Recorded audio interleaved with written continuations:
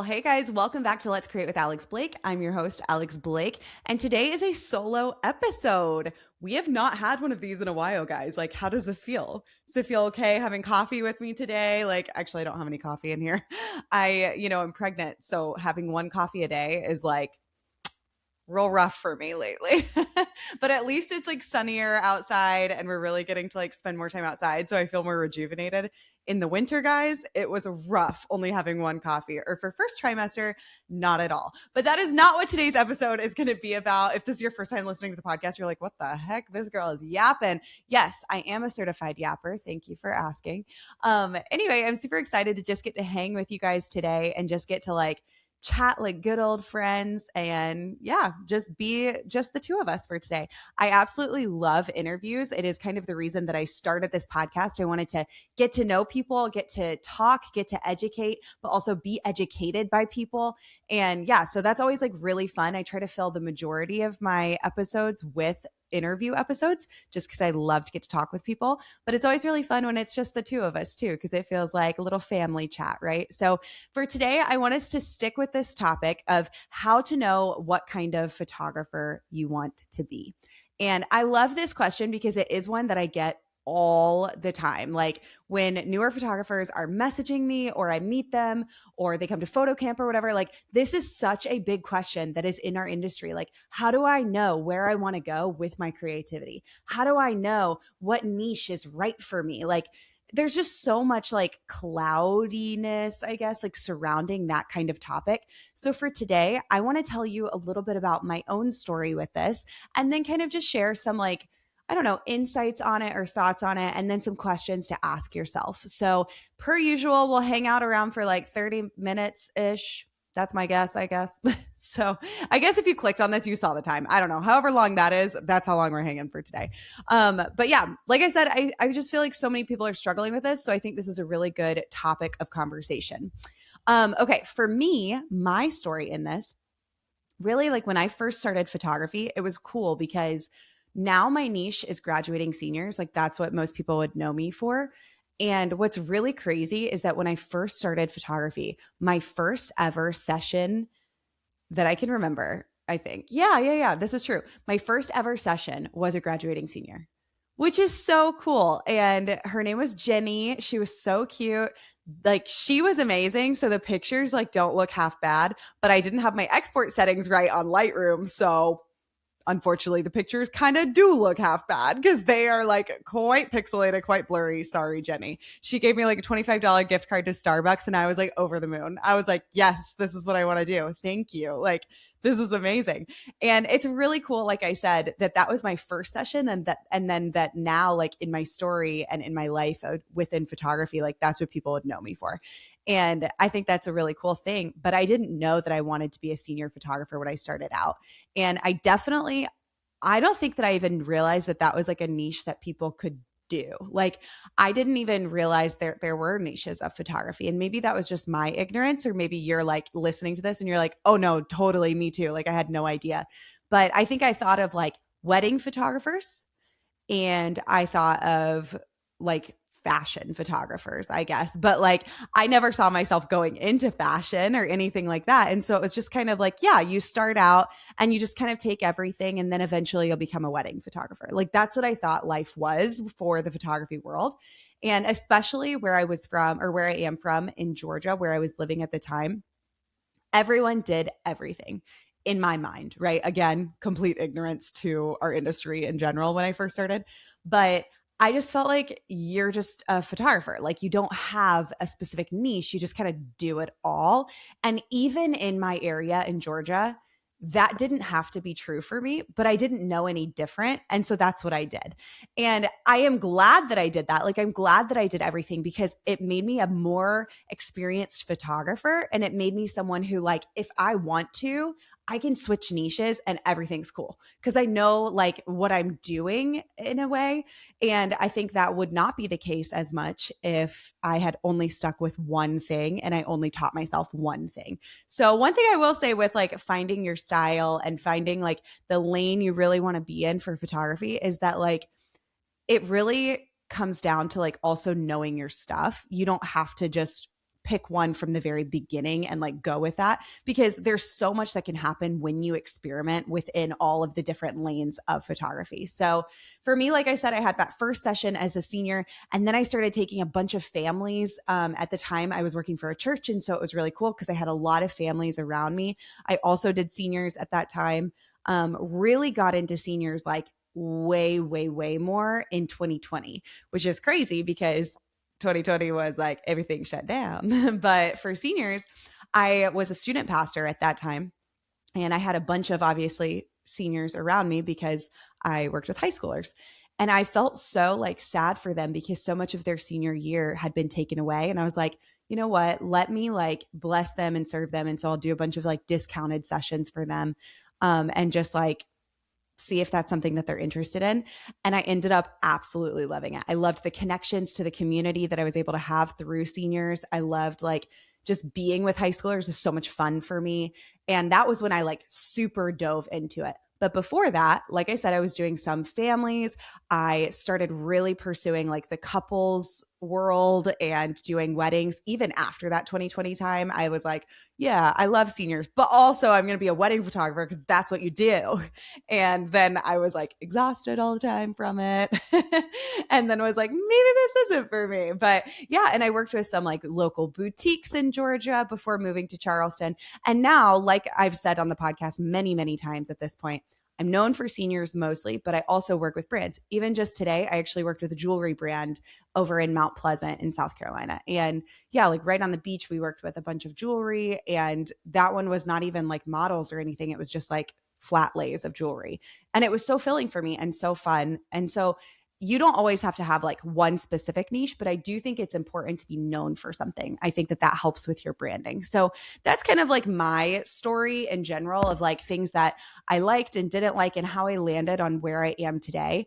But I also want to come out front and say, like, I just told you two of my niches. That doesn't mean that I don't get asked to do certain like shoots that aren't really within my lane. And it doesn't mean that I always say no to them. So for example, I just moved into my neighborhood in like, I don't know, 6 months ago, maybe, and something like that. And I met a bunch of new families. Whereas before I was in a apartment complex, and in the apartment complex that I lived in, it was very like young professionals that lived there, people that worked in like the military or the medical field or for Boeing, like an airline thing, very Charleston kind of jobs. And it's very different than now in this like very stable season of life, a neighborhood community family vibe.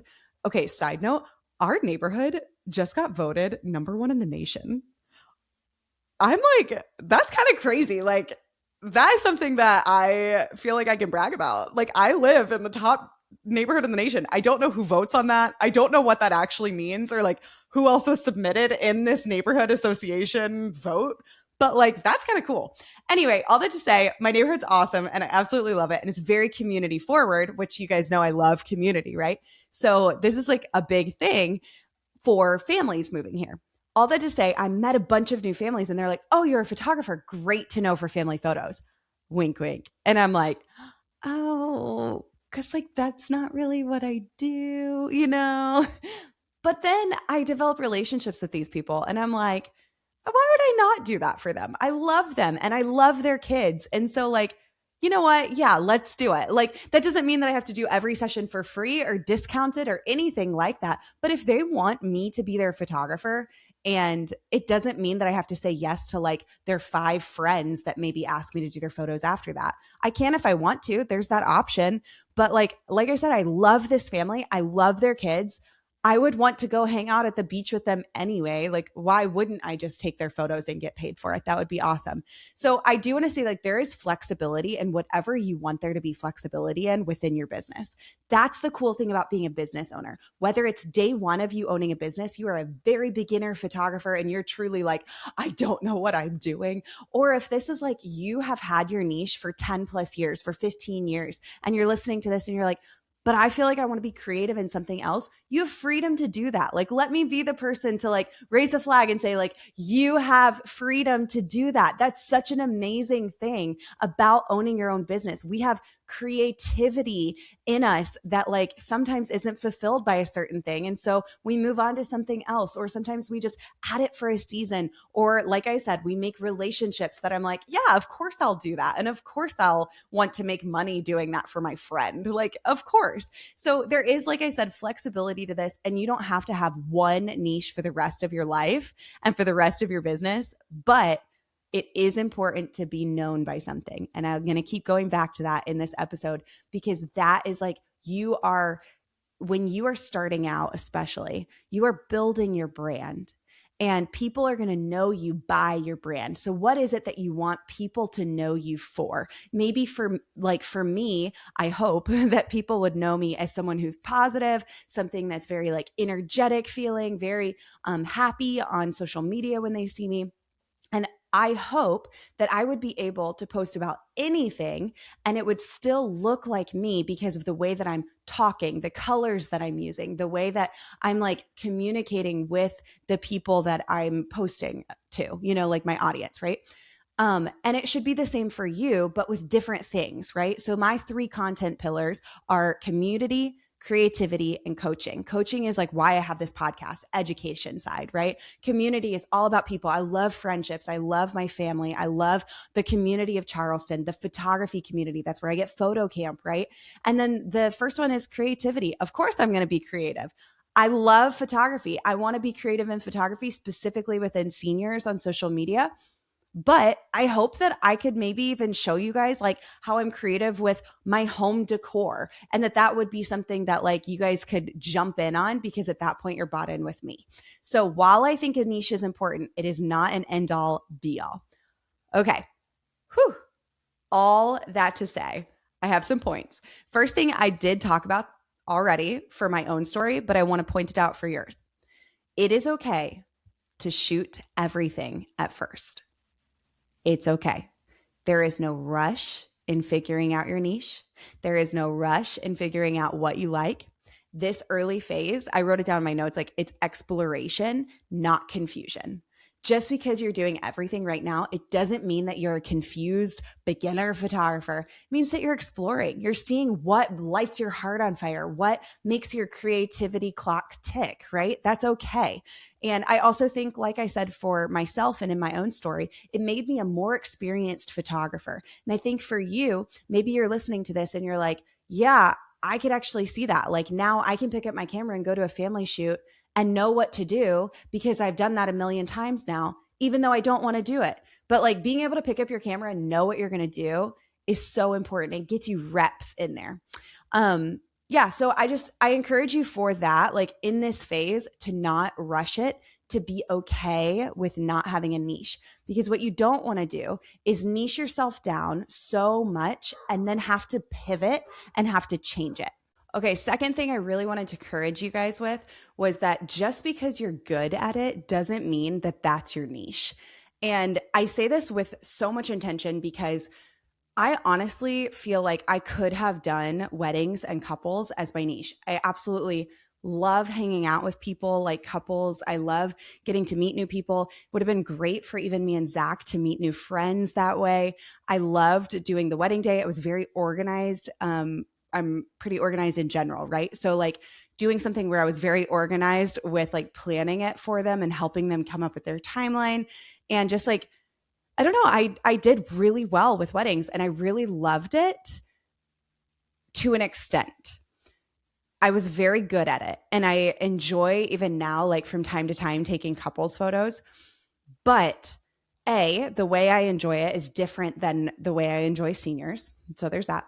But then also it made me really tired, especially the wedding world. Okay. But like for me, I have an inflammatory disease. And so like for me, having an autoimmune and doing an entire wedding day on a Saturday was really, really hard for me. And then especially at the time when I first started doing photography and I was only part-time, I was also working at the church and working all day on Sundays too, because we had like services in the morning, and then I was a middle school pastor. And so I had middle school in the evening on Sundays, and I would like preach and everything. And so I would literally have like a full day on Saturday for the wedding, full day on Sunday of just pushing myself. And I felt it even in my body and in my health. And I was like, this is not good. So even though I may have been talented at something, that didn't mean that it was the right call for me.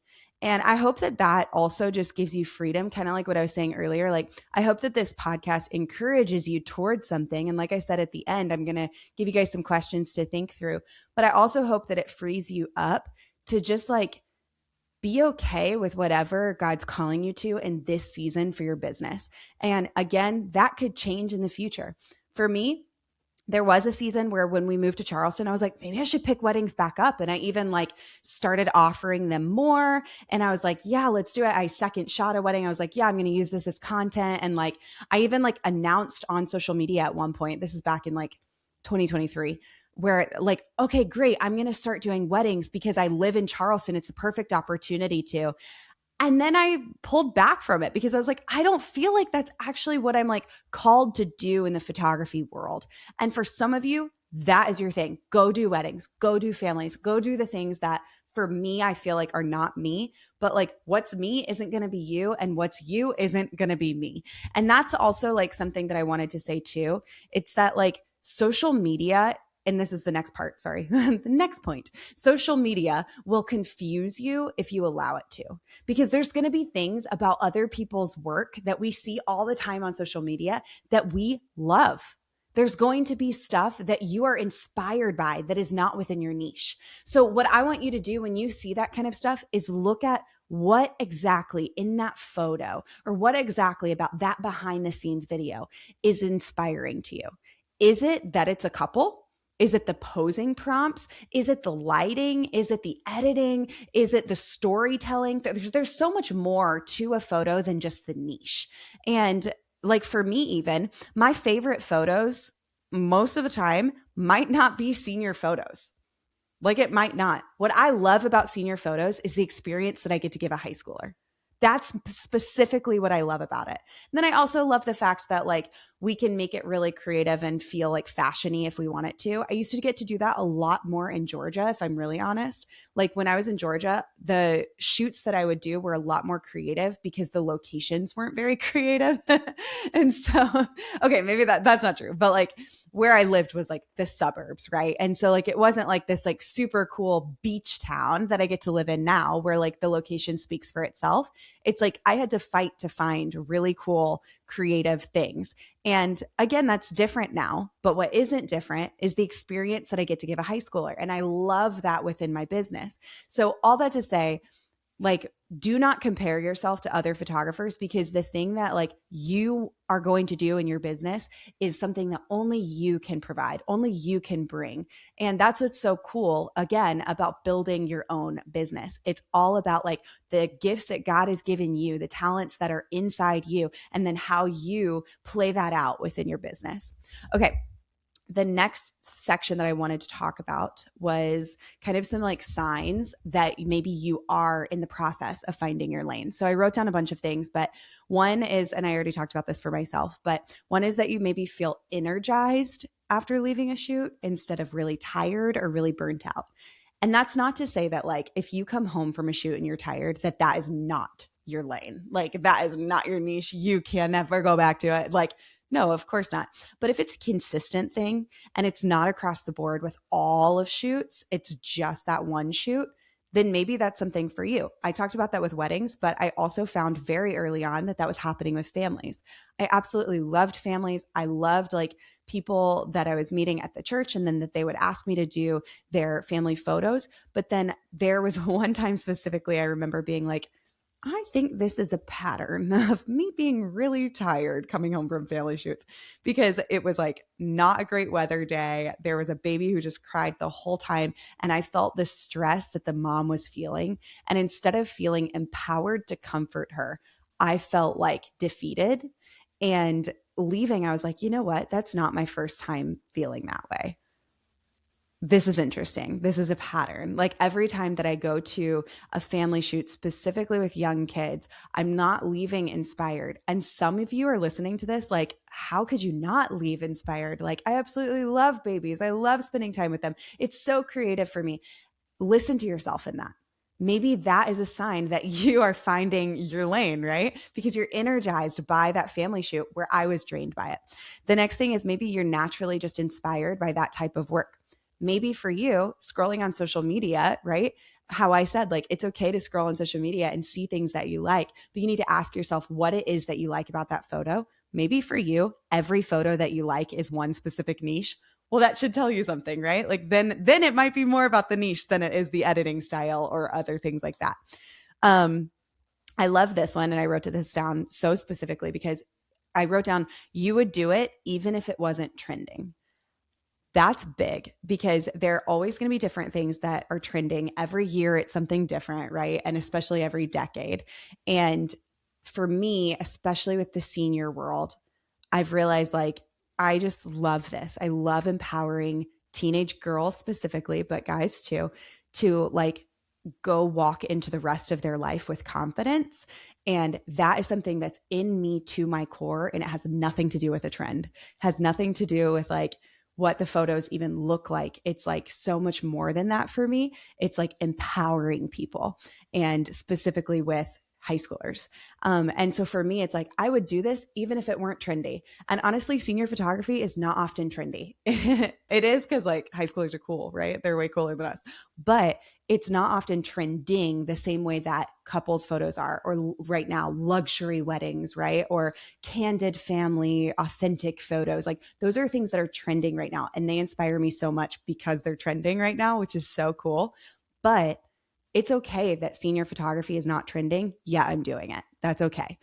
I love this one. You enjoy the people that you're serving. I think I hit on that enough. I don't really need to dive too deep into that one.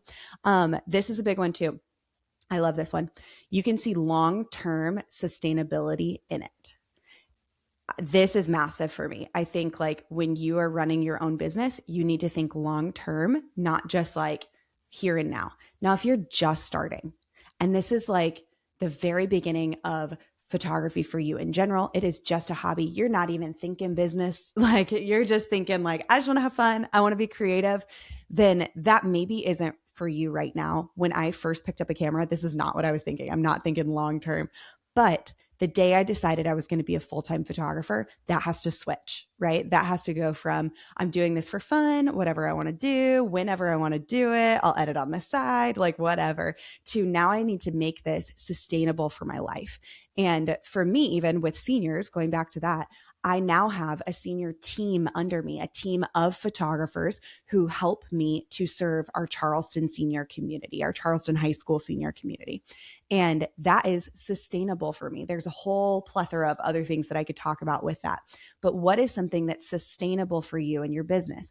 If you're doing weddings, what's really cool is like you could make it sustainable by the price point that you put yourself at. And so you're maybe not shooting every Saturday or multiple times a week and a Saturday because those are longer days, right? So being able to think through your niche strategically and long term so that it's sustainable for your life, I think is like key when you are creating what niche you specifically want to go back to. Okay. Next thing that I wanted to chat about are some questions. Sorry, that was a really rough transition. Hang with me, guys, okay? It's been a long day. I told you guys I had a shoot earlier today.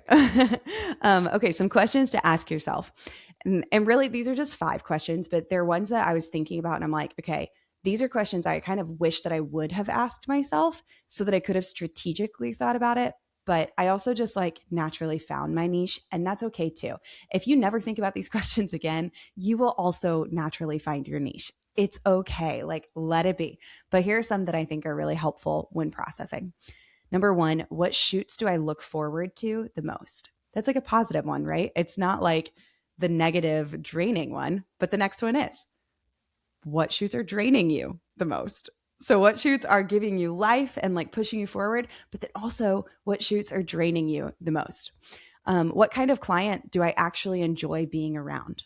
That's a great one. Kind of like me with the family thing, right? Where I was like, I don't feel like I can empower moms when they feel stressed like that. It actually just stresses me out. So maybe that's not the client that I typically enjoy being around as much when I don't know that person one-on-one, right?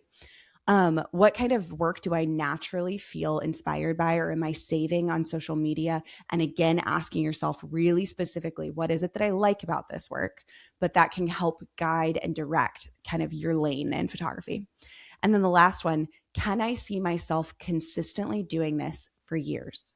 That one's such a good one, because I would hate for us to like pick a niche and then us be like, wait, I don't like this anymore. Like, this is so not me. Let me switch. And is that okay? Absolutely. I did that. Like I said, I did that in the beginning, and that's okay too. Like, everything is fine. Like, everything is ultimately going to work out.